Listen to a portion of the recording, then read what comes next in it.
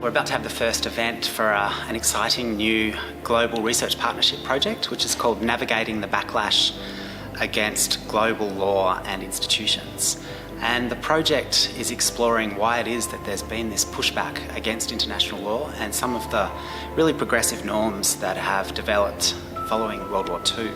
and in particular in relation to international peace and security. But there's been a bit of a pushback by some countries, and it's reflected a little bit in the movement towards populism, to undermine some of those rights and to assert the prerogative of a national government to, in effect, violate rights where it suits national interests. It's terrific to be here in Canberra and at ANU. This new strategic partnership is between three universities, Indiana, ANU and Maryland. And we're really excited to be developing this project, particularly at this particular moment in time. The project is really geared to looking at what the state of international law is today and trying to make sense of some of the forces that are both resisting and seeking to undermine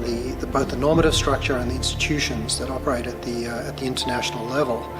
And what's most interesting and remarkable is how this is accelerated in the post-Cold War period, particularly since the invasion of Iraq in 2003 and the global financial crisis in 2008. We've really seen a tremendously bewildering array of political developments around the world, and not in any single part of the world, whether it's Hungary in Central Europe,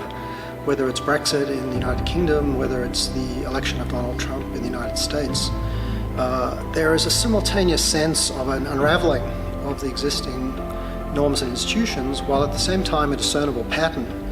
of backlash and populist politics. This morning has been a very interesting discussion of what we see emerging as responses to the backlash against international law and institutions, and where we see positive change emerging as well as where we might go in the future. Academics talk to each other and share ideas all the time. What's great about this event is that it's one that's funded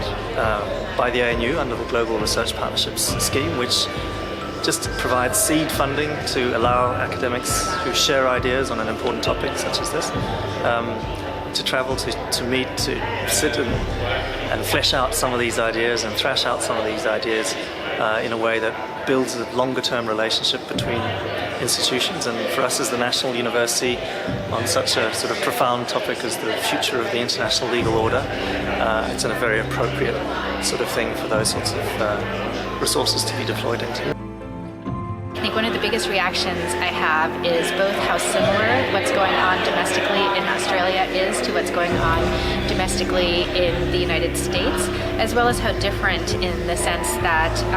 Australians have, I think, a slightly different perspective on the utility of the existing global order and what their reasons are for engaging with it and seeking to protect it, and that's been fascinating to hear about.